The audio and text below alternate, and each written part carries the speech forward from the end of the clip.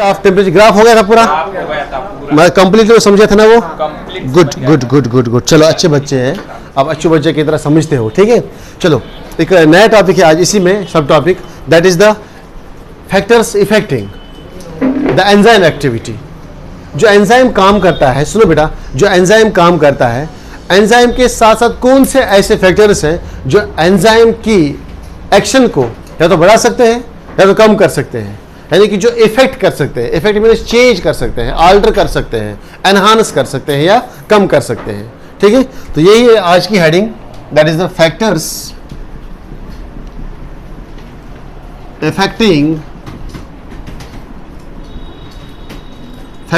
affecting the enzyme activity। क्या लगता है आपको, क्या जहां पे केमिकल रिएक्शंस होती हैं, most of the chemical reactions हमारे बॉडी में ही होती हैं, जहां पे एंजाइम्स यूज होते हैं, क्या लगता है आपको कि एंजाइम्स के बीच में कोई खलल डालने वाला है, यानी कि कोई अपनी टांग डालने वाला है जो एंजाइम का रिएक्शन कम करेगा, जो एंजाइम की रेट कम करेगा, जो एंजाइम की एक्टिविटी कम कर सकता है या बढ़ा सकता है? बहुत सारे ऐसे मॉलिक्यूल्स हैं, ऐसे फैक्टर्स हैं, बहुत सारे ऐसे फैक्टर्स हैं जो एंजाइमेटिक रिएक्शंस में या जो नेचर ऑफ एंजाइम पे इफेक्ट कर सकता है। ओके, क्या हुआ, चल नहीं किए, ठीक है। तो इसमें नंबर फर्स्ट जो फैक्टर है दैट इज द टेम्परेचर।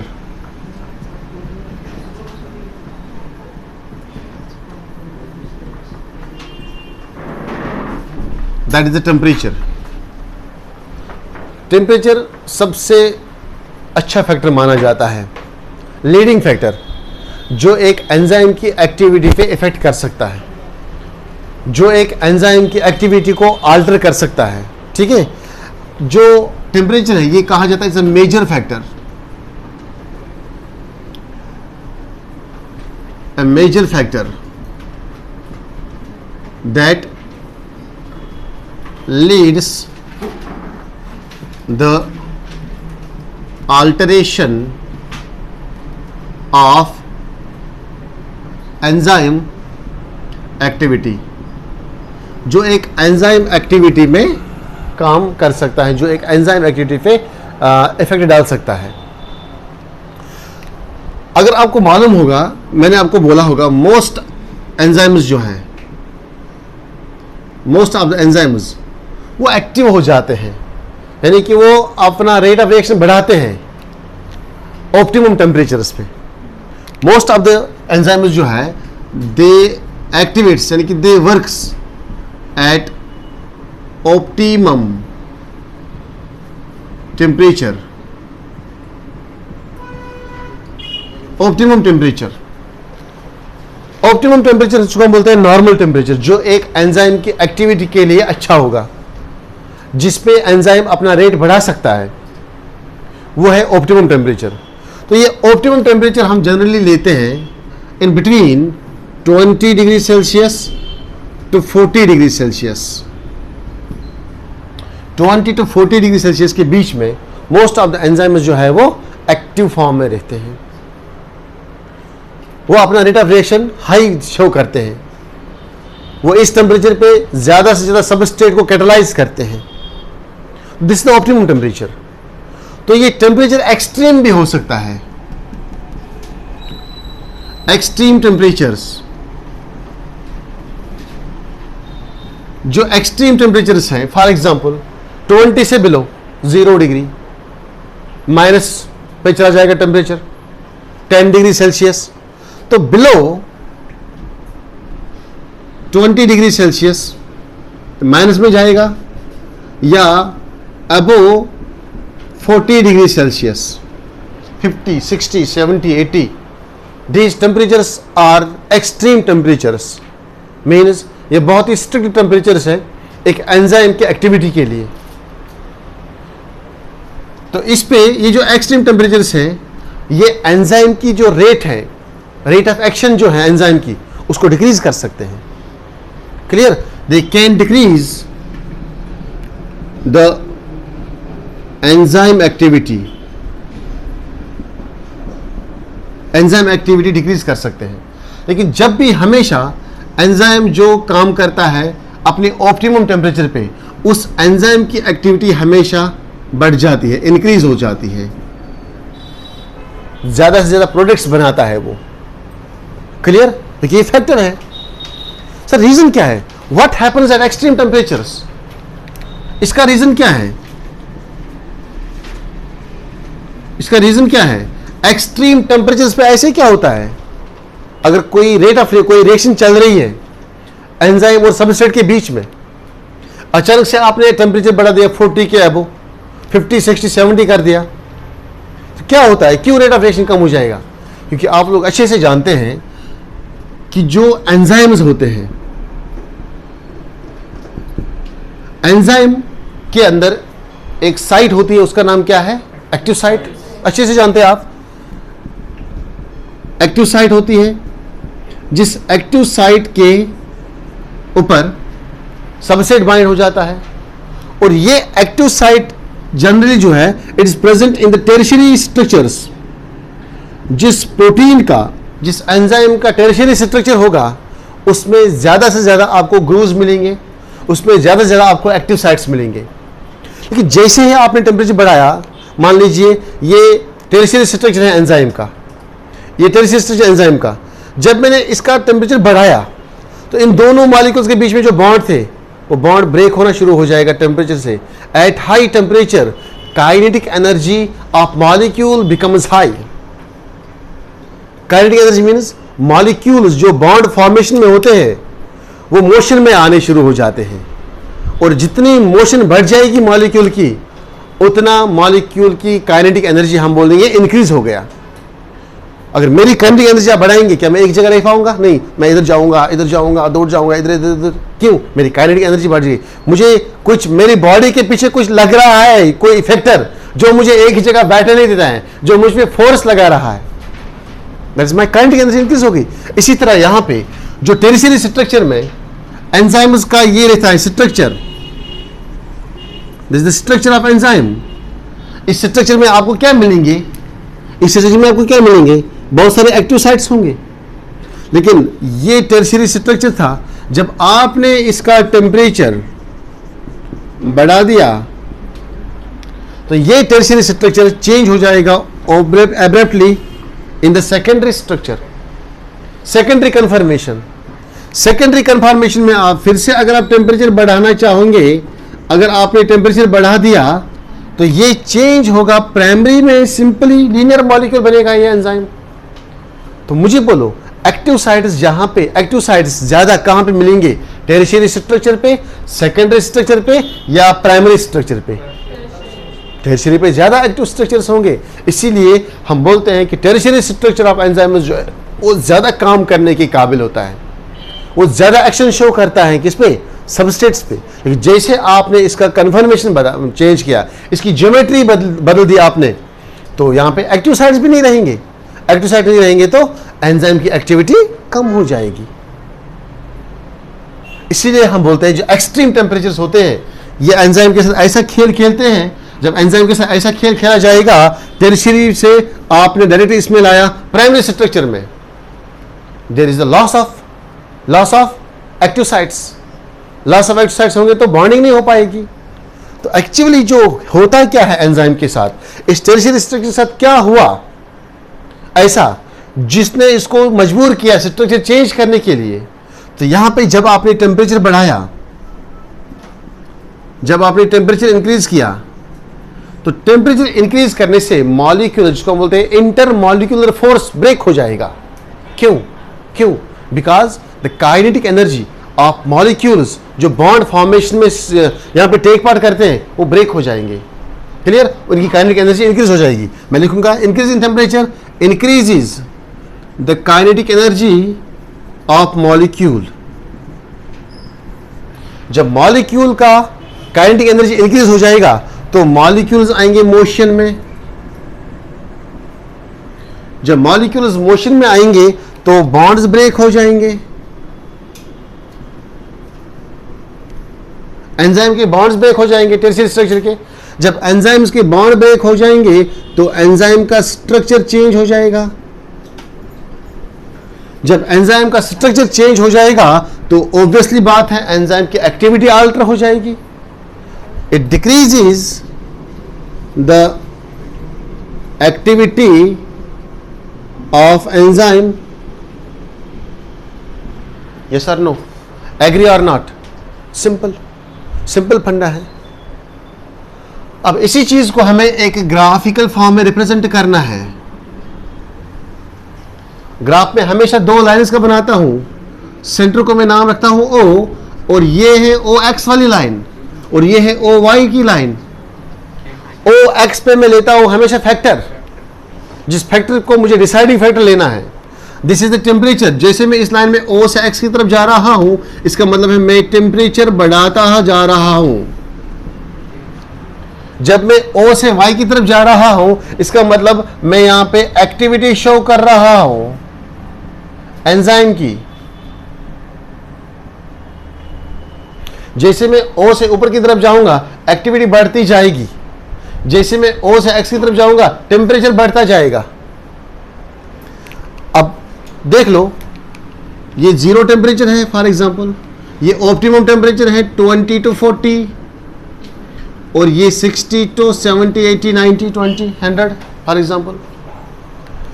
जब यहां पे आपने एंजाइम एक्टिविटी देखी है, तो एंजाइम एक्टिविटी 0 से 20 थोड़ा कम ही होती है, लेकिन जैसे आप टेम्परेचर बढ़ाते हो एंजाइम एक्टिविटी बढ़ जाती है, और बढ़ाते हो टेम्परेचर और एंजाइम एक्टिविटी बढ़ जाती है, और बढ़ाते हो. तो जैसे ये ऑप्टिमल पहुंचता है, ऑप्टिमल एकदम हाई इसकी एनर्जी होती है, हाई एक्टिविटी. जैसे ही आपने टेम्परेचर 40 से क्रॉस कर दिया, तो हमारी एंजाइम की एक्टिविटी कम होने शुरू हो जाती है, और ये लास्ट पे बहुत ही कम हो जाती है. एट ऑप्टिमम टेम्परेचर्स 20 से लेकर 40 तक के बीच में देखो ग्राफ कितना ऊपर आया. Activity is high, enzyme activity is high. ये देखो एंजाइम एक्टिविटी इज हाई, यहां पे एंजाइम एक्टिविटी है. Clear? Enzyme activity is high at optimal temperatures. लेकिन जैसे ही आपने टेम्परेचर बढ़ाया, क्रॉस किया किसका, 40, ऑप्टिमल से चले गए ऊपर, तो तुम्हारी एंजाइम की जो एक्टिविटी जो ऊपर जा रही थी, ग्राफ जो ऊपर जा रहा था, ये ग्राफ एकदम नीचे आएगा, नीचे आएगा. दिस ग्राफ यहां से लेकर यहां तक, this shows the decrease in enzyme activity. कहां पे? At increase in temperature, at increase temperature, high temperature. Clear? Okay, graph clear हुआ? तो यही है एक्सप्लेनेशन इसकी. तो क्या आप बोल सकते हो कि temperature is the deciding factor? Temperature कर सकता है इफेक्ट, कर सकता है. इसीलिए most of the enzymes works at optimum temperature. इनको मालूम है हमें बॉन्ड ब्रेक नहीं करने हैं, हमें अपनी अल्ट्रेशन चेंज नहीं करनी है, हमें अपने एक्टिव साइट्स गायब नहीं करनी है. इसलिए वो किस पे ज़्यादा काम करेंगे? At optimum temperature. Okay, clear? Second factor पे आऊँ? सेकेंड फैक्टर पे आऊँ बेटा, शाबाश. Second factor is the pH. Diagram जो है ना, वो आप पेन से बनाया करो, क्योंकि पेंसिल से मिट जाती है फिर ये पेंसिल जो है. या अगर यहाँ पे रफ डायग्राम बनाओगे, फिर बाद में घर पे अच्छे से पेन से बनाओ, कोई इशू नहीं है. नोट्स आपके पास ही रहेंगे कौन से कॉलेज में दिखाने हैं. ठीक है, चलेगा. ओके ओके ओके, चलो. शाबाश शाबाश शाबाश. आप नहीं लिखते हो गोविंद? गोविंद नहीं आया क्या आज? हमेशा लिखता हूँ. गोविंद कहाँ गया? गोविंद का बैग इधर का. अरे चलना जल्दी, मैं आप ही की बात कर रहा था. कहाँ गए थे? आजा आजा, इधर से भी आजा. चलो बैठो. Second factor is the pH. Second factor is the pH. अगर आपको कोई पूछेगा पीएच क्या है, आप सिंपल ले बोला, this is the potential of hydrogen ion या concentration of hydrogen ion, H positive ions की कंसंट्रेशन कितनी है एक सॉल्यूशन में, वो डिटरमाइन करता है कि ये सोल्यूशन एसिडिक होगा या बेसिक होगा। आप लोग अच्छे से जानते हैं, क्लियर। पीएच स्केल आता है हमारे पास, ये पीएच स्केल बनाया जाता है on the base of hydronium ions, H positive ions, H positive ions की बेस पे बनाया जाता है ये। अगर H पॉजिटिव और H नेगेटिव के बराबर होंगे तो उसको हम बोलते हैं 7 pH न्यूट्रल pH। अगर H पॉजिटिव ज्यादा होंगे किसी सॉल्यूशन में तो वो आता है एसिडिक में, उसका pH हम दिखाते हैं below the 7 to 0 pH, this is acidic pH। Acidic pH हमेशा लोअर pH होता है, लेकिन जब 7 से हम ऊपर जाएंगे, 7 to 14 जब हम जाएंगे इस स्केल पे, तो ये दिखाता है आपका basic pH। Basic pH means इसमें H पॉजिटिव कम होते हैं, OH नेगेटिव ज्यादा होते हैं, और इसको हम बोलते हैं हायर pH। ये याद रखना बेटा, हायर pH में हाइड्रोनियम आयन की कंसंट्रेशन कम होती है और लोअर pH पे हाइड्रोजन आयन की कंसंट्रेशन ज्यादा होती है। आपका pH स्केल भी यहां पे क्लियर हो गया। अब मुझे आगे जाके इस पे बात करनी है। क्या pH, हमारे सेल में बहुत सारे केमिकल रिएक्शंस होते हैं, हर एक सेल का pH होता है, हमारी बॉडी का भी खुद का pH है, तो बॉडी का pH में सेल का pH होता है अपना, क्लियर। तो मोस्ट ऑफ द एंजाइम्स, जैसे मोस्ट ऑफ द एंजाइम्स के लिए ऑप्टिमम टेम्परेचर चाहिए काम करने के लिए, इसी तरह ऑप्टिमम pH भी बहुत सारे एंजाइम्स ढूंढते हैं कि हमारे को ऑप्टिमम pH होना चाहिए, उस पर बहुत सारे एंजाइम्स काम करेंगे। तो मोस्ट ऑफ, मैं लिखूंगा point, most of the enzymes are active means works at optimum pH। Sir अगर आपने बोला टेम्परेचर का ऑप्टिमम, तो आपने बता दिया 20 to 40 डिग्री सेल्सियस के बीच में कोई भी टेम्परेचर होगा, लेकिन ऑप्टिमम pH तो भी कोई होगा। The optimum pH means neither more acidic nor more basic. ये pH ना तो ज्यादा एसिडिक होना चाहिए ना ज्यादा बेसिक होना चाहिए, it should be 6 to 8। The optimum pH is 6 to 8, यानी कि न्यूट्रल के आसपास ही, न्यूट्रल से नीचे, सॉरी हाँ 7 से आसपास ही, 7 से एक आधा नीचे गया भी चलेगा, भी 7 से एक आधा ऊपर भी जा सकता है, ये न्यूट्रल ही कहा जाएगा, यानी कि ऑप्टिमम ना ज्यादा एसिडिक होना चाहिए ना ज्यादा बेसिक होना चाहिए। अगर ज्यादा एसिडिक होगा तो एंजाइम लूज करेगा अपनी प्रॉपर्टी, जैसे कि OH का लेना, H का देना। अगर बेसिक्स में जाएगा तो वहां पे भी एंजाइम लूज करेगा अपनी प्रॉपर्टी, वही इसका स्ट्रक्चर चेंज हो जाएगा तो इसकी प्रॉपर्टी चेंज हो जाएगी। इसका स्ट्रक्चर एक बार चेंज हो गया, मॉलिक्यूल्स में चेंज आएंगे तो प्रॉपर्टीज में चेंज आएंगे। तो इसीलिए हमेशा एक एंजाइम, यानी कि मोस्ट ऑफ द एंजाइम्स जो है वो अपनी एक्टिविटी बढ़ाते हैं, उनकी एक्टिविटी इंक्रीज होती है, उनका रेट ऑफ रिएक्शन ज्यादा होता है at optimum temperature, sorry at optimum pH। This is optimum pH 6 to 8। लेकिन इसमें भी सर हमारे पास बॉडी में कुछ एक्सेप्शंस हैं। एंजाइम तभी काम करेगा जब उसको एक्सट्रीम pH मिलेगा, जैसे कि आपके स्टमक में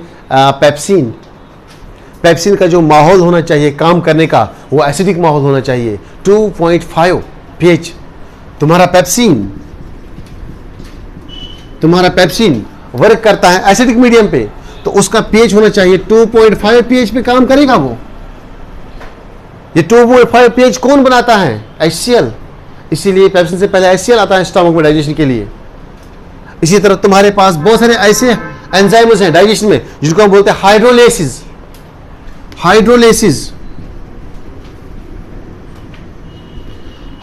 के लिए भी एक्सट्रीम pH होना चाहिए, दैट इज 4.5 pH पे वो काम करते हैं। और कुछ pH, कुछ ऐसे भी हमारे पास डाइजेस्टिव एंजाइम्स हैं जो 8 से अबव भी काम कर रहे हैं, बेसिक pH पे काम करते हैं, जैसे कि तुम्हारा ट्रिप्सिन। जानते हो ट्रिप्सिन को या कभी पहली बार इसका नाम सुना है? पहली बार ट्रिप्सिन का नाम सुना है क्या? पेनक्रियास से रिलीज होता है ट्रिप्सिनोजिन की फॉर्म में। फिर आता है एंटीरोकाइनेस, वो इसको जिन काटता है और उसको एक्टिव फॉर्म में लेके जाता है, और तब तक इसका बेसिक माहौल कौन बनाता है? Bile juice. कहाँ पे? सी शेप्ड डियोडिनम में। मुझे डाइजेशन नहीं पढ़ानी है, एक कॉन्सेप्ट देना है आपको, पीछे लेके जाना है। कहाँ पे होता है ये? इसका जो पीएच है दैट इज 8.5 पीएच में काम करता है ये। It works at 8.5 pH. तो इसका मतलब ये है कि हमारे पास ऐसे भी कुछ एंजाइम्स हैं, ये जरूरी नहीं है कि इसको ये पीएच से आप उनको नीचे लाओ, यानी कि उनको आप ऑप्टिमम पीएच से बाहर निकालो, वो काम नहीं करेंगे। हाँ करेंगे, but they are exceptions. Clear? But most of the enzymes, मैंने लिखा यहाँ पे, most of the enzymes works at the optimum pH. These are the exceptions. Simple है, सिंपल है। ग्राफ में इसको शो करेंगे तो कैसे करेंगे? ग्राफ में इसको शो करेंगे तो कैसे करेंगे? मैं ग्राफ बनाऊं यहां पे, मैं ग्राफ बनाऊं यहां पे, सिंपल ग्राफ होगा। जैसे टेम्परेचर का होगा वैसे इसका भी होगा। This is the graph, X axis 0 and Y axis. जिस तरह मैंने यहां पे फैक्टर लिया था एक्स एक्सिस पे, इसी तरह मैं यहां पे फैक्टर लूंगा पीएच। जैसे मैं ओ से एक्स की तरफ जा रहा हूं, पीएच बढ़ता जा रहा है। ओके, तो यहां पे मैं लिख सकता हूं this is my activity of enzyme, enzyme की एक्टिविटी। तो ये पीएच जब ऑप्टिमम होता है, जब पीएच ऑप्टिमम होता है 6 to 8, ये सेंट्रल है 7। क्लियर? 6 से पहले एसिडिक, 6 के बाद न्यूट्रल। तो जब हमें ग्राफ, इसी बात को ग्राफ में शो करना होता है, तो हम कह सकते हैं कि ये जो एक्टिविटी होती है it is maximum at optimal pH. ये जो ग्राफ शो कर रहा है यहां पे एंजाइम एक्टिविटी बहुत ज्यादा होगी। कहां पे? At optimum pH.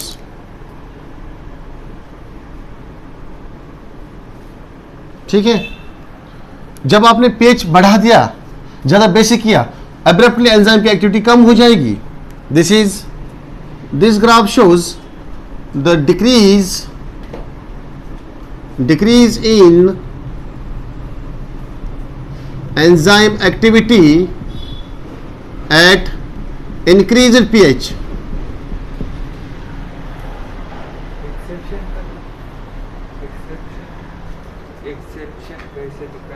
अच्छा, ये एक्सेप्शन का ग्राफ, एक्सेप्शन का ग्राफ तो नॉर्मल फंक्शन आएगा ना। फॉर एग्जांपल अगर उनका आप कर देंगे 6 to 70, sorry 6 to 8 for example, अगर इसका पीएच आप करेंगे ये 2.5 पीएच पे काम करेगा, इसका ग्राफ आपको दिखाना होगा, इसका ग्राफ आपको दिखाना होगा। फॉर एग्जांपल ये है 1, ये है 2, ये है 3, 4, 5, 6। तो इसका जब पीएच होगा यहाँ पे 2 या 2.5, ये इस टाइम एक्टिविटीज की पीक में होगी। लेकिन जैसे आपने पीएच चेंज किया तो ये नीचे नीचे ग्राफ आएगा। हाँ, क्योंकि ये ऑलरेडी यहाँ पे एक्टिव हो जाता है ना। अरे ऐसे फॉर एग्जांपल जितना आप यहाँ पे 0 पे था, ये नेगेटिव था, आपने बढ़ाया टेम्परेचर, ऐसे पीक बनाएगा, ऐसे पीक बनाएगा, इसका 2 पे एक्टिवेट होगा ये। इसीलिए हम इसको यहाँ पे ऐसे लेते हैं, नीचे लेते हैं। जहाँ से स्टार्ट हो गया 2.5 से इसको ग्राफ को नीचे ले जाते हैं। फिर हाँ, एक्टिविटी ऑफ, इसका मतलब मैक्सिमम ये पॉइंट आपको शो करना है मैक्सिमम 2.5 पे। फिर आपने जैसे ही बढ़ा दिया इसकी एक्टिविटी कम कम हो जाएगी। ऐसे ऐसे फॉर एग्जाम्पल ऐसे हाइड्रोलाइसिस का भी वैसे ही होगा, लेकिन सिर्फ 4 पे पीक आएगा आपको। हाइड्रोलाइसिस का सिर्फ आपको इससे, अगर आपने ये यहाँ से स्टार्ट किया, हाइड्रोलाइसिस आपको यहाँ से स्टार्ट करना है। सिंपल है। ओके, ये वाली लाइन नहीं डाला इसमें, ये एक्सेप्शंस का लाइन मैंने समझाया था आपको। ओके बेटा, क्लियर? नंबर 3 पे आएंगे, ये था पीएच। टेम्परेचर भी हो गया, पीएच भी हो गया। Now the important is the concentration of substrate. जो एंजाइम से पिटने वाला होता है उसको हम बोलते हैं सबस्ट्रेट। अब उसकी कंसंट्रेशन भी डिपेंड करती है ना, सॉल्यूशन में या रिएक्शन में कंसंट्रेशन कितना है उसका, अमाउंट कितना है उसका, परसेंटेज कितना है उसका, वो भी तो डिपेंड करेगा ना। फॉर एग्जांपल यहां पे क्लास में अभी 30 चेयर्स हैं, 30 कैपेसिटी है क्लास में। मैं 60 बच्चों को लाऊंगा इधर, क्या वो बैठ सकते हैं? क्या वो पढ़ सकते हैं इधर? क्या मैं उनको अच्छे से पढ़ा सकता हूं? मैं एंजाइम हूं, मेरी कैपेसिटी 30 को पढ़ाने, 30 को यहाँ पे पढ़ाने की, लेकिन 60 लोग आ गए बैठने पढ़ने के लिए, मेरी आवाज़ तो उन तक नहीं पहुँच पाएगी। वो तो ऐसे ही रहेंगे, जो मेरे सामने 30 बैठेंगे वही तो समझ सकेंगे, मेरी आवाज़ जो वो 30 तक ही है, फॉर एग्जाम्पल। क्लियर? तो इस तरह से यहाँ पे दूसरा फैक्टर आता है, that is the concentration of substrate. That is the number third factor is concentration of substrate। Concentration of substrate, जब भी हम किसी चीज की कंसंट्रेशन लिखते हैं तो उसको हम लॉन्ग ब्रैकेट्स में रखते हैं और उसका सिंबल लिखते हैं ब्रैकेट्स में, कंसंट्रेशन ऑफ एस सबस्ट्रेट। तो कहा जाता है कि जो सबस्ट्रेट है, जब आप सबस्ट्रेट ऐड करते जा रहे हो रिएक्शन में, रेट ऑफ रिएक्शन बढ़ जाता है, एंजाइम की एक्टिविटी बढ़ जाती है। क्लियर? मैं लिखूंगा point, enzyme activity increases on increase in the concentration of substrate means S। जितना आप S बढ़ाएंगे रिएक्शन में, एक रिएक्शन हो रही है, उसमें एंजाइम भी चल रहा है और वो प्रोडक्ट्स भी साथ बना रहा है, लेकिन आप ऊपर से करते जा रहे हैं ऐड सबस्ट्रेट और रिएक्शन रेट बढ़ता जा रहा है। लेकिन एक टाइम ऐसा आएगा जब आप सबस्ट्रेट ऐड करोगे, रिएक्शन रेट बढ़ेगा भी नहीं, ये सेम वही रहेगा जो इससे पहले था। कुछ लिमिट तक बढ़ेगा, लेकिन उसके बाद ये नहीं बढ़ने वाला। देखो point, but at certain limit. मैं बताऊंगा ना, but at certain limit, but at certain limit, एक लिमिट तक ये बढ़ सकता है रेट ऑफ रिएक्शन, एंजाइम की एक्टिविटी शो करेगा बढ़ाना, लेकिन कुछ लिमिट तक, उसके बाद नहीं। मीन्स फॉर एग्जाम्पल सेल में एक पर्टिकुलर सब्सटेंस है, वो एक्ट करता है एक एंजाइम, ठीक है, उसके 10 मॉलिक्यूल सेल में है, लेकिन सबस्ट्रेट पहले 5 आते हैं, ये 5 को निपटाता है, फिर 7 आते हैं, 7 को निपटाता है, फिर 10 आते हैं, 10 को निपटाता है। इसकी कैपेसिटी कितनी है? 10 ही है ना। एक एंजाइम एक सबस्ट्रेट को मारता है, फिर एक साथ 200 आए, क्या ये 200 को मार सकता है? सबस्ट्रेट ऐड गए धीरे धीरे, ये भी बढ़ता गया, लेकिन एक टाइम पे ये बिल्कुल भी सबस्ट्रेट्स को कैटलाइज नहीं कर पाता। क्यों? क्योंकि उस लेवल पे सबस्ट्रेट की कंसंट्रेशन ज्यादा होती है, एंजाइम्स कम पड़ते हैं। Okay, this is the substrate concentration. It also the deciding factor. ये भी एक एंजाइम की एक्टिविटी के लिए डिसाइड कर रहा है कि एंजाइम कितना एक्टिव है, कितना फंक्शन कर सकता है। एग्जाम्पल मैं आपको दूंगा, एग्जाम्पल से समझने की कोशिश करो। दिस इज, मान लीजिए ये सेल है, ये एक टेस्ट ट्यूब है, इसमें रिएक्शन हो रही है, इसमें मैंने डाला है 100 मॉलिक्यूल्स ऑफ एंजाइम। डालो, ये 100 मॉलिक्यूल है एंजाइम के, रेड कलर से मैं शो करूंगा था एंजाइम है। अब इसमें मैंने, अब मुझे बोलो, इसमें अभी रिएक्शन होती है? इसमें आप रिएक्शन शो कर सकते हो? ओनली एंजाइम रिएक्शन होगी, सबस्ट्रेट नहीं है तो रिएक्शन कैसे होगी? क्लियर? यहां पे एंजाइम की एक्टिविटी 0 होगी, क्योंकि जब तक मेरे पास स्टूडेंट्स नहीं होंगे मैं किसी को पढ़ा सकता हूं क्या? स्टूडेंट्स का भी होना जरूरी है। अगर सिर्फ स्टूडेंट्स ही होंगे, टीचर नहीं होगा, पढ़ सकते हो। अगर सिर्फ एंजाइम ही होगा, सबस्ट्रेट नहीं होंगे, रिएक्शन हो सकती है। अगर सिर्फ सबस्ट्रेट ही होंगे, एंजाइम नहीं होगा, रिएक्शन हो सकती है? नहीं हो सकती है। तो यहां पे आपने डाला, चलो डालो, मैंने डाला यहां पे 5 molecules of substrate, 5 M substrate. बोले रिएक्शन होगी? रिएक्शन होगी। तो यहां पे 100 में से ओनली 5 एंजाइम मॉलिक्यूल्स बॉन्ड बनाएगी, किसके साथ?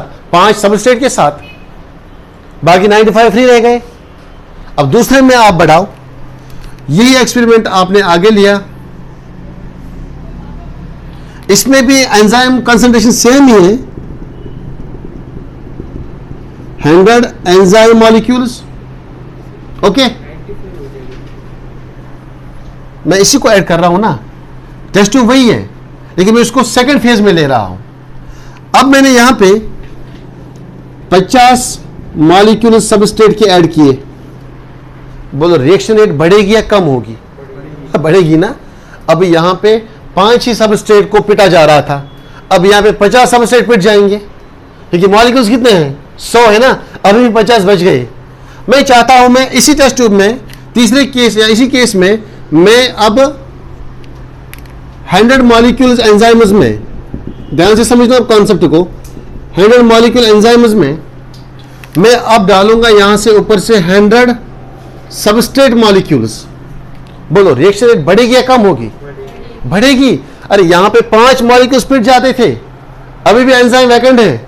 यहां पे 50 मॉलिक्यूल्स सबस्ट्रेट क्या कैटलाइज हो रहे थे, अभी भी एंजाइम फ्री हैं, अभी भी ढूंढ रहे हो है कुछ और। यहां पे मैंने 100 मॉलिक्यूल्स डाले। 100 मॉलिक्यूल्स ऑफ सबस्ट्रेट कैटलाइज होते हैं 100 मॉलिक्यूल्स ऑफ एंजाइम से, तो रेट ऑफ रिएक्शन तो बढ़ जाएगी ना। यहां तक रेट ऑफ रिएक्शन तो मैक्सिमम होगी।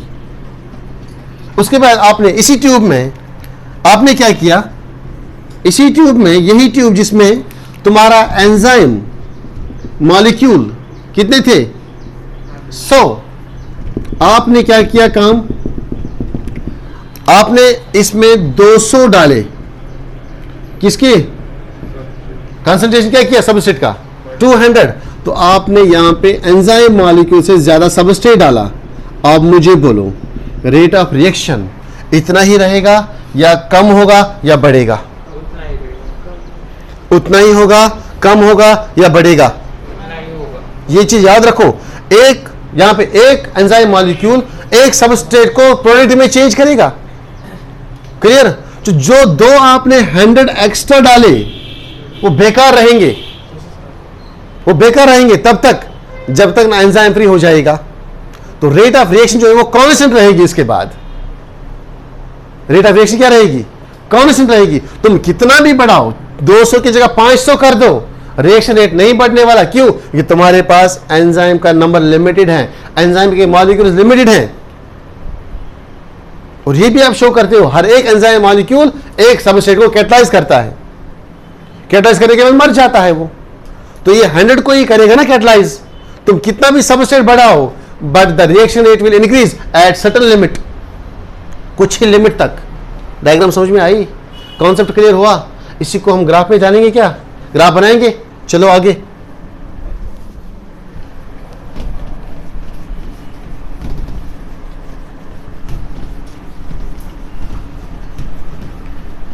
इसी को मैं ग्राफ में डालूंगा। सेम सिचुएशन यहां पे भी है। This is my Y line 0 and X line. अभी मैं एक्स लाइन पे पहले ले रहा था टेम्परेचर फैक्टर जो मैंने लिया, फिर मैंने pH लिया। अब मैं क्या ले रहा हूं? This is my concentration of substrate. जैसे रिएक्शन फॉरवर्ड जा रही है तो सबस्ट्रेट में इंक्रीज कर रहा हूं, मैं सबस्ट्रेट की कंसंट्रेशन बढ़ा रहा हूं। किस लाइन पे? 0 to x लाइन पे। और इस लाइन पे क्या हो रहा है? मेरा रिएक्शन एक्टिविटी, एंजाइम एक्टिविटी। यहां पे मैं शो कर रहा हूं एंजाइम एक्टिविटी इस लाइन पे। क्लियर? पहले आपके पास 100 एंजाइम मॉलिक्यूल थे, तो 5 मॉलिक्यूल्स आपने सबस्ट्रेट डाले, तो रिएक्शन कम हो गया ज्यादा होगा as compare to this. A case, B case, C case, D case. तो मुझे बोलो यहां पे ए बी और A B C and D rate of reaction किस में हाई होगा? किस केस में? ए बी सी और डी। सी केस में हाई होगा, डी में कांस्टेंट रहेगा, डी में कांस्टेंट रहेगा। लेकिन मैक्सिमम अगर हम देखेंगे, मैक्सिमम पॉइंट, मैक्सिमम ग्राफ आपको कहां पे मिलेगा? मैक्सिमम ग्राफ कहां पे मिलेगा? सी पॉइंट पे। क्योंकि 100 एंजाइम्स कैटलाइज करते हैं 100 सबस्ट्रेट को। उसके बाद तुम कितना भी ऐड करो, बस वही 100 पिटने वाले हैं। क्लियर? उसके बाद रेट ऑफ रिएक्शन कांस्टेंट रहेगा। देखो ये ग्राफ आया ऊपर, आपने बढ़ाया, फिर से बढ़ा रेट, फिर से बढ़ाया कंसंट्रेशन, फिर से बढ़ा रेट, फिर से बढ़ाया कंसंट्रेशन, फिर से बढ़ा रेट। क्लियर? उसके बाद आप कितनी भी कंसंट्रेशन बढ़ाओ, ये ग्राफ जो है अब नहीं रुकने वाला, ये अब कांस्टेंट रहेगा, मतलब बढ़ेगा नहीं, ये कांस्टेंट रहेगा।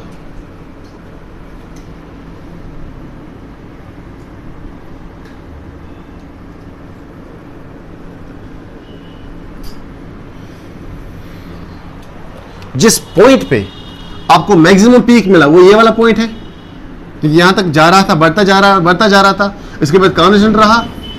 तो ये पॉइंट जब आप इसकी एक्टिविटी चेक करोगे, एंजाइम एक्टिविटी, आपको ये वाला वैल्यू मिलेगा। इसमें वैल्यूज होंगे 1 2 3, कोई भी डाल दो, ध्यान से समझो, पहले कोई भी वैल्यू डाल दो, यहां पे 0 से स्टार्ट कर दो, 40 50 100, कोई भी, आपको उसके साथ गरज नहीं है। आपको चेक करना है कि ये वैल्यू कितना आएगा, ये मैक्सिमम आएगा। दैट मीन्स क्या मैं बोल सकता हूं एंजाइम की एक्टिविटी को मैं बोल सकता हूं कि ये स्पीड ऑफ रिएक्शन है, ये स्पीड ऑफ रिएक्शन है। एंजाइम की एक्टिविटी को मैं बोल सकता हूं कि ये रेट ऑफ रिएक्शन है। एंजाइम की एक्टिविटी को मैं बोल सकता हूं कि ये वेलोसिटी ऑफ रिएक्शन है। एक पर्टिकुलर डायरेक्शन बता रहा है आपको, वेलोसिटी है ये, वेलोसिटी है ये, तो मैं इसको नोट करता हूं कैपिटल वी से। मैक्सिमम वेलोसिटी यहां पे है, मैक्सिमम रेट यहां पे मिली आपको, मैक्सिमम एंजाइम की एक्शन यहां पे मिली आपको। इसके बाद तुम कितना भी सबस्ट्रेट ऐड करते जाओ, लेकिन ये तो कांस्टेंट रहेगा। क्यों? Number of enzyme molecules equals to the number of substrate molecules. Clear? तो यहां पे इसको हम नाम देते हैं V max. Max means maximum, ये किसी हीरो का नाम नहीं है, हीरोइन का नाम नहीं है। फिर बोलेंगे मैक्सी, नहीं, ये maximum, the velocity at maximum point, the maximum velocity of enzyme, the maximum rate of enzyme, the maximum speed of enzyme. Okay, this point is known as the Vmax. फिर इसने यहां पे एक पॉइंट शो किया है, यहां पे कहीं पे अचानक से इसने लिखा है इसको km. What is km? It is not kilometer. It's not kilometer. km. km क्या है? km is nothing. क्योंकि km किस पे शो किया इसने? km शो किया है OX पे, एक्स वाले लाइन पे, एक्स वाले ग्राफ पे आप क्या लेते हो? Concentration of substrate. हम बोल सकते हैं simply Km is nothing but it is the concentration of substrate. ये सबस्ट्रेट की वो कंसंट्रेशन है जब तुम्हारा Vmax हाफ था। कर लो, ज्वाइन कर लो। यहां पे अगर Vmax इतना था 10, क्या ये 10 का हाफ नहीं बनता? क्या 10 का हाफ नहीं बनता? Is it half? यस। तो मैं बोल सकता हूं Km कुछ नहीं है, it is nothing but it is half of Vmax। Vmax का हाफ बराबर है सबस्ट्रेट की कंसंट्रेशन, जिसको हम बोलते हैं Km। सिंपल। क्या लिखूंगा मैं? Km is the concentration of substrate at, या सिंपल, या व्हेन वो सबस्ट्रेट की कंसंट्रेशन, उतनी अमाउंट कंसंट्रेशन, यानी कि उतनी अमाउंट किसकी? वो अमाउंट सबस्ट्रेट की जिस अमाउंट पे जब रेट ऑफ रिएक्शन हाफ था मैक्सिमम रेट से। फॉर एग्जाम्पल मैक्सिमम में 100, स्पीड है पे 100, तो जब इसका हाफ था, जब 50 था, उस टाइम तुम्हारी सबस्ट्रेट की कंसंट्रेशन क्या थी? That is your Km। समझाया बेटा आपको? समझाया बेटा आपको? क्लियर? जब मैं पीक पे पढ़ा रहा था, मेरी वॉइस पीक पे थी, मेरी स्पीड पीक पे थी, तब क्लास में कितने स्टूडेंट्स प्रेजेंट थे? That is Km। मेरा मैक्सिमम का हाफ क्या था? उस हाफ पे कितना सबस्ट्रेट था? That is your Km। यही मैंने लिखा, Km is the concentration of substrate when the value of Vmax is half. या मैं इसको ऐसे भी लिख सकता हूं, हाफ ऑफ Vmax। क्या मैं इसको ऐसे भी लिख सकता हूं? Vmax divide by 2 is equal to Km। Vmax को काट दो हाफ में, तो उस टाइम जो तुम्हारे पास सबस्ट्रेट की कंसंट्रेशन थी, दैट इज योर Km। ये Km का कॉन्सेप्ट पहले दिया था दो साइंटिस्ट ने, उसका नाम था मिचेल एंड मेंटेनसन। ठीक है, उसको हम बोलते हैं मिचेल्स मेंटेनसन कांस्टेंट, Km। मिचेल्स मेंटेनसन कांस्टेंट जब आप आगे जाओगे हायर क्लास में पढ़ोगे एंजाइमोलॉजी, इसको हम बोलते हैं एंजाइमोलॉजी। एंजाइमोलॉजी में आपको एक रिएक्शन देखने को मिलेंगी, वहां पे वो कैलकुलेट करना सिखाएगा आपको Km का वैल्यू कितना होता है, अगर तुम्हारे पास सबस्ट्रेट इतना है, अगर तुम्हारे पास Vmax इतना है, अगर तुम्हारे पास हाफ ऑफ Vmax इतना है, तो Km का कैलकुलेट करो। वो आपको यहाँ पे नहीं है, लेकिन ये आपके कंसेप्ट में होना चाहिए कि Km क्या है। अगर तुम्हारी एनसीईआरटी ने ग्राफ में कहीं पे डाला है ये पॉइंट, तो ये आपको जानना जरूरी है क्या है, व्हाट इज दिस, क्यों डाला है इसने ये। क्लियर क्लियर, यस और नो, यस और नो। तो हम बोल सकते हैं यहाँ पे ये जो पॉइंट है Vmax आपने बोला इसको, तो ये क्या है फिर, ये ग्राफ क्या है फिर, this is the constant rate of reaction, rate of enzyme action constant.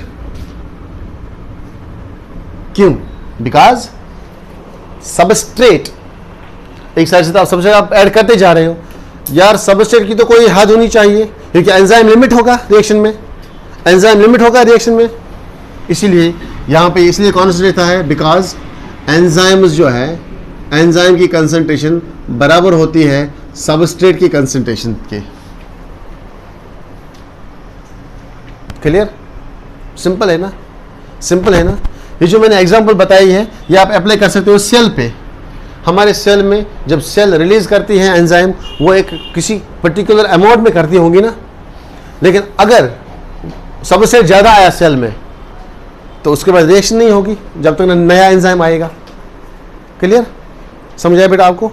जब आपकी इंडाइजेशन होती है, आप हद से ज़्यादा खाना खाते हो, पेप्सिन, रेनिन, ये तो नॉर्मल अमाउंट में निकलेंगे, जितना इनको निकलना है उतने अपने ही कंसंट्रेशन पे, लेकिन जब आपने ज़्यादा खाना खाया तो एंजाइम कम पड़ा, सबसे ज़्यादा हो गया, इट कॉज इंडाइजेशन। पेट दर्द हो गया सर, मर गया, क्या करूं, इंडाइजेशन होती है ना। जब एंजाइम कम पड़ता है तो एंजाइम कम पड़ने का कारण है इंडाइजेशन या एसिडिटी होती है। क्लियर, चलो ये सब इसी का बेस है। बड़े समझ में आ गया कैसे कंसंट्रेशन ऑफ सबस्ट्रेट इफेक्ट करता है एंजाइम एक्टिविटी पे। आगे चलो लास्ट पॉइंट पे। The last factor is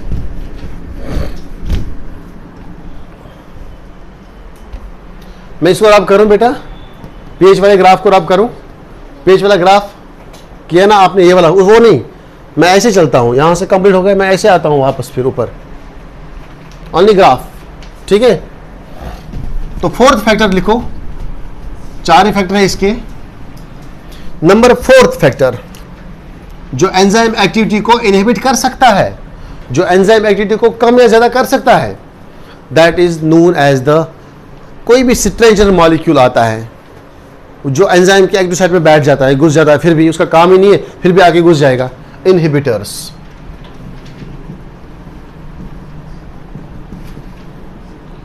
inhibitors नाम से ही पता चलता है हमें कि ये एंजाइम एक्टिविटी को इनहिबिट करता है, रोकता है, डिक्रीज करता है, कम करता है। इनहिबिटर्स, छोटी सी एग्जांपल दूंगा मैं अभी आपको। यहां पे आप क्लास में बैठे हो, सब बायोलॉजी पढ़ने वाले हैं, बाहर से कोई बंदा आया जिसने बायोलॉजी का नाम भी नहीं सुना होगा आज तक, वो आके बैठ जाएगा, वो इसको भी डिस्टर्ब करेगा, इसको भी डिस्टर्ब करेगा, ठीक है ना, खुद पढ़ेगा ना दूसरों को पढ़ने देगा। That is the inhibitor, that is the inhibitor. Clear, आते वो तो पढ़ने नहीं आया, लेकिन वो लगता है स्टूडेंट बाहर से, फिनोटाइप से लगता है वो स्टूडेंट, लेकिन अंदर से वो कुछ और काम मजदूरी करता है, ठीक है, केले बेच रहा है बाहर। क्लियर। तो इस तरह से हमारे सेल में भी बहुत सारे ऐसे स्ट्रेंज मॉलिक्यूल्स होते हैं जो दिखते हैं सबस्ट्रेट की तरह और एंजाइम को धोखा देते हैं, और एंजाइम को बोलते हैं हम तो सबस्ट्रेट है, तुम्हारी एक्टिव साइट ऐसी है, हमारी शेप भी ऐसी है, और घुस जाते हैं एंजाइम में। और जब सबस्ट्रेट आता है वो ऑलरेडी देखा है, अरे मेरी जगह तो कोई और बैठा है। Clear. Raj for example late आया एक दिन, कोई बाहर से केले वाला आया इसी जैसा बंदा, वो आके इसकी सीट पे बैठा, वो बोलेगा सर मैं भी स्टूडेंट हूँ, मैं बोलूँगा अरे ये तो नया स्टूडेंट है, चलो बैठे बैठे कोई बात नहीं, राज आएगा उसको पीछे बिठाएंगे या उसको लेट क्लास में बिठाएंगे बाद में। Clear. Same is the case here, यानी कि जब when any other chemical molecule other than the substrate, when any chemical molecule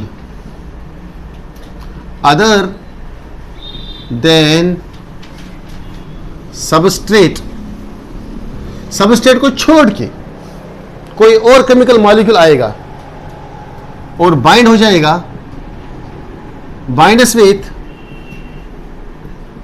active site of an enzyme, enzyme की एक्टिव साइट पे बाइंड हो जाएगा, तो वो डेफिनेटली काज करेगा alteration of the activity that will change, definitely will change the enzyme activity, the activity of enzyme.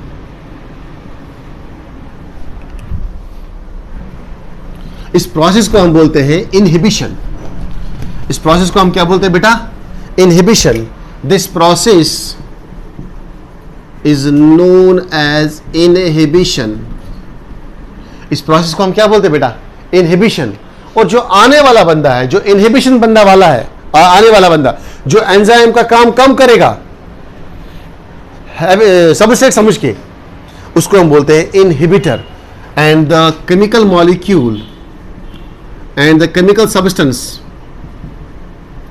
which alters the activity is known as inhibitor,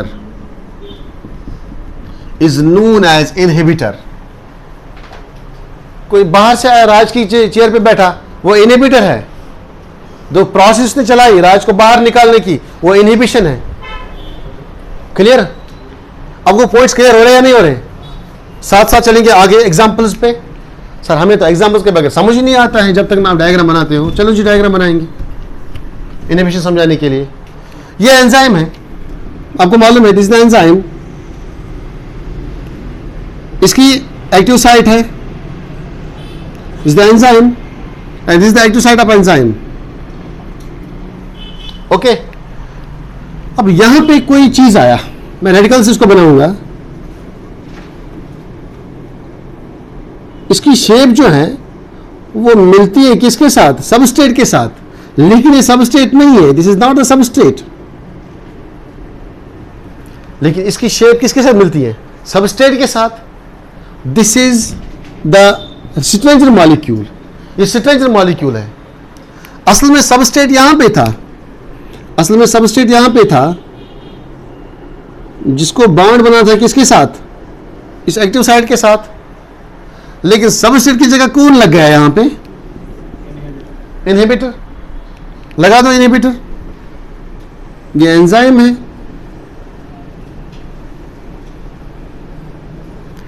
अब यहां पे बॉन्ड किसने बनाया? इनहिबिटर ने बॉन्ड बनाया। अब अगर यहां से सबस्ट्रेट भी आएगा, सबस्ट्रेट कितना भी रोएगा कि यार मुझे अपनी जगह वापस दे दो, मुझे एंजाइम के साथ बॉन्ड बनाना है, क्या वो घुस सकता है इसके अंदर? जगह किसने ली? दूसरे मॉलिक्यूल ने।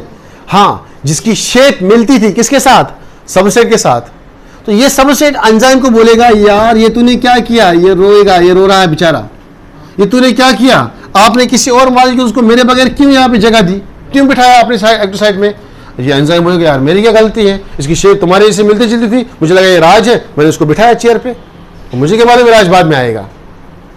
तो ये निकला ये केले वाला था यहाँ पे, ये यहाँ पे कुछ और करने के लिए आया था, टीचर को डिस्टर्ब करने के लिए आया था, टीचर की एंजाइम एक्टिविटी कम करने के लिए आया था। सेम इज द हियर, यहाँ पे एंजाइम की कोई गलती नहीं है। एंजाइम ने पहले ही इसको बोला होता है बेटा अगर तुम्हारे जैसा मुझे और कोई मिला जो मेरे एक्टिव साइड में फिट हो जाएगा, मैं उसको बाहर बनाने चाहूंगा, उसके साथ मेरा कोई गलती नहीं है। भले ही वो सबस्ट्रेट नहीं होगा, वो प्रोडक्ट में आगे जाके चेंज नहीं होने वाला है। That is known as the inhibitor. This is known as inhibitor. इसने किसकी प्रोसेस को ये किया? सबस्ट्रेट को, सबस्ट्रेट को भगाया यहां पे, this inhibitor. Okay, clear? Sir क्या हमारी बॉडी में कोई ऐसा काम हो रहा है जिसमें एंजाइम सबस्ट्रेट की जगह इनहिबिटर के साथ बाइंड करता है? ऐसा कोई है? ऐसा कोई प्रोसेस है हमारी बॉडी में? कोई एंजाइम ऐसा, कोई सबस्ट्रेट ऐसा जो धोखे के साथ इनहिबिटर के साथ बाइंड होता है, जिसको इनहिबिटर जो है वो धोखा देता है उसको? यस। चलिए जी कौन है वो, इसकी एग्जांपल्स पे आएंगे। इसकी एग्जांपल है हमारे पास बॉडी में एक एंजाइम है, उसका नाम है सक्सिनाइल डिहाइड्रोजिनेस। क्लियर? ठीक है, सक्सिनाइल है, सक्सिनेट है, सक्सिनेट डिहाइड्रोजिनेस, आपने पढ़ा होगा वो।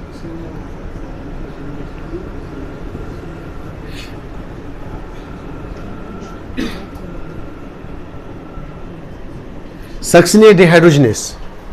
अच्छा, मैं ये रब करूं क्या? इधर लिखता हूं मैं।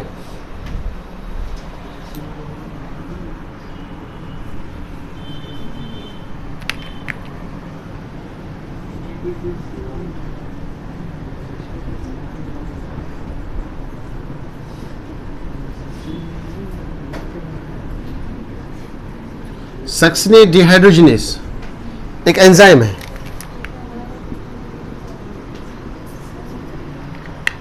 क्लियर? इस पे डाउट आ रहा है मुझे, लेट मी चेक, मुझे चेक करें तो 2 मिनट। सर दूसरा है, let me check, let me check, बहुत सारे होंगे, let me check. Succinic dehydrogenase, हाँ बिल्कुल। इसका इनहिबिटर कौन है? मेलोनेट। ऐसे आपने बताया ना ये, बिल्कुल बिल्कुल बिल्कुल। सक्सिनेट असल में इसका क्या है?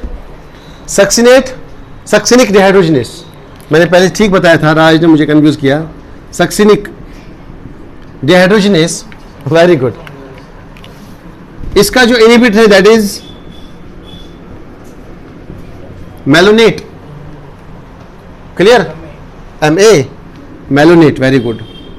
और जो इसका असल में सबस्ट्रेट है जिसके लिए ये एंजाइम काम करता है, जिसके ऊपर ये एंजाइम काम करता है, that is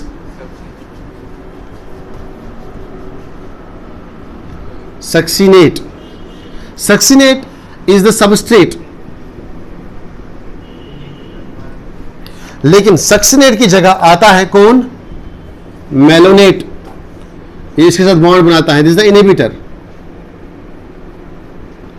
inhibitor for succinate. और जैसे ही ये इसके साथ बॉन्ड बनाने आएगा, देखो बेटा, जैसे इसने इसके साथ बॉन्ड बनाया, इनहिबिटर आया, देखिए इसकी एक्टिव साइड इसकी एक्टिव साइड सेम है, मिलती जुलती है। क्लियर? और वो आके इसके साथ मैच हो जाते हैं, किसके साथ? सक्सिनिक डिहाइड्रोजिनेस के साथ। और जब बाद में कौन आया? सक्सिनेट आया बॉन्ड बनाने के लिए। उसने तो ऑलरेडी देखा यहां पे मेलोनेट है, तो दैट मींस इनहिबिट्स, इनहिबिट ऐसे दिखाते हैं हम। सक्सिनिक डिहाइड्रोजिनेस को इनहिबिट किया जा रहा है यहां पे, कौन करता है? Malonate, because malonate is the inhibitor and this is the substrate. Succinic dehydrogenase is the enzyme. ये कौन से साइकिल में होता है, याद है? पढ़ा है ना, रेस्पिरेशन इन प्लांट्स, क्रब साइकिल में। क्रब साइकिल में इनहिबिटर्स हम यूज कर सकते हैं। तो अगर आपको किसी एंजाइम की एक्टिविटी रोकनी होगी तो हम डायरेक्ट ऐड कर सकते हैं इनहिबिटर्स। क्यों? इनहिबिटर्स जो है उनका मैचिंग होता है किसके साथ? एक्टिव साइट के साथ, एंजाइम की, और वो आके एंजाइम के एक्टिव साइट में बैठते हैं। एंजाइम फिर बाद में प्रोडक्ट को, सबस्ट्रेट को प्रोडक्ट में चेंज नहीं कर सकता है। ओके बेटा, चारों समझ में आ गए? Inhibitors, temperature, pH, concentration of substrate, बहुत इजी है। तो नेक्स्ट लेक्चर में हम शुरू करेंगे क्लासिफिकेशन ऑफ एंजाइम्स प्लस उनका नॉमेनक्लेचर। ठीक है? ट्यूसडे या वेडनेसडे को हम डेफिनेटली एनिमल किंगडम शुरू करने जा रहे हैं। ओके बेटा, मंडे ट्यूसडे, मैंने कहा 2 दिन, या मंडे या ट्यूसडे। जब मैं पढ़ाऊंगा तो आप खुद ही बोलेंगे मंडे होगा या ट्यूसडे होगा। Thank you.